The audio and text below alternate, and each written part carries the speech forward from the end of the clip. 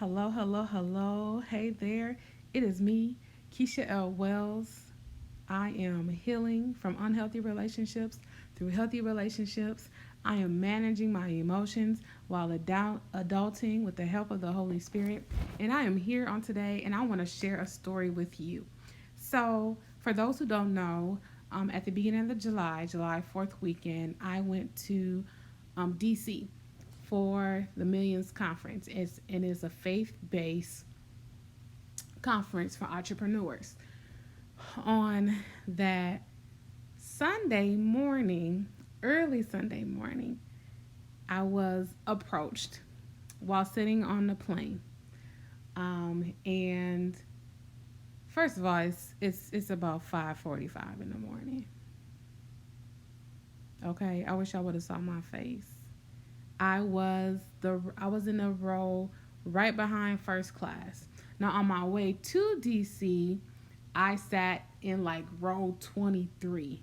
Okay, but I had a window seat, so I was good.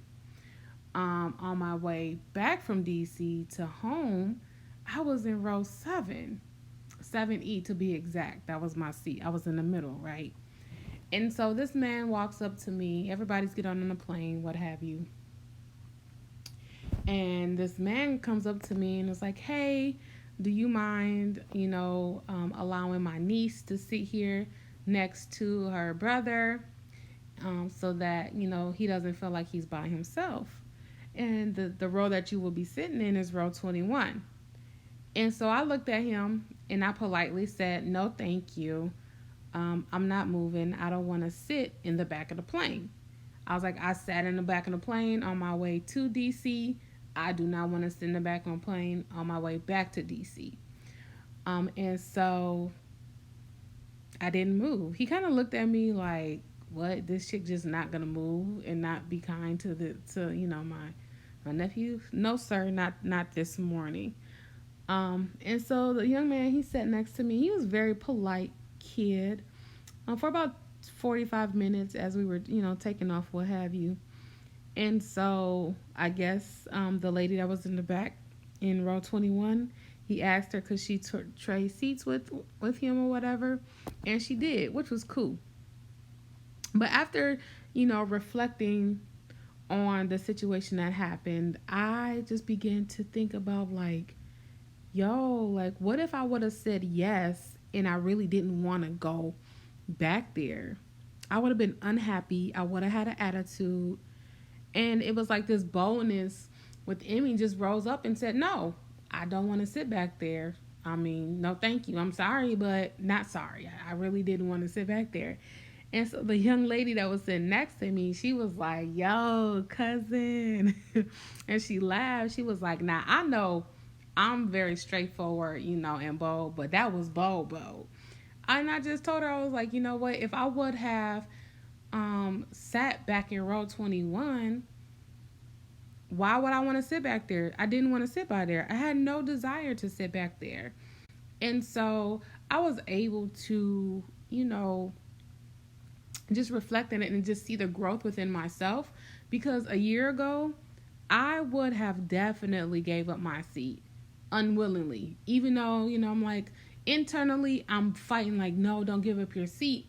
But I would have gave up my seat anyways because that's like the nice thing to do. But, boldly and humbly, I hope I was humble about it, I just said, "No, thank you. I don't want to sit there." And I just left it like that. So that is my story I have about me coming home to Houston from DC. I trust and believe the stories will get better. But I'm glad to be able to see the growth within myself of being able to say no and sticking with it and not feeling bad. Because after that, I did not feel bad that I told him no. Because that's not what I wanted to do. I wanted to sit in row 7 and seat E, right in the middle. And not only that, it was very prophetic to me anyways. 7 meaning completions. Completion, spiritual completion, and I'll just believe in God for some things. And so, yeah, that is my story for this evening tonight. If you're not following me on Instagram. Follow me on Instagram, Keisha L. Wells. I try to post regularly, just everyday stuff about me, the things that I go through, how I'm managing adulthood, and these emotions that I be having sometimes. Because, y'all, sometimes my emotions can be all over the place, and it don't be fun. Because sometimes I want to cry, sometimes I laugh, sometimes I get mad. Whew. But being able to lay all those emotions at the feet of Jesus and dealing with them in his presence is the best thing that I can do in life while adulting. So it's me, Keisha L. Wells here, managing my emotions while adulting like every other adult that's out here. I hope they're managing their emotions well, as well as healing from unhealthy relationships through healthy relationships. All right, you have a good one. Talk to you soon.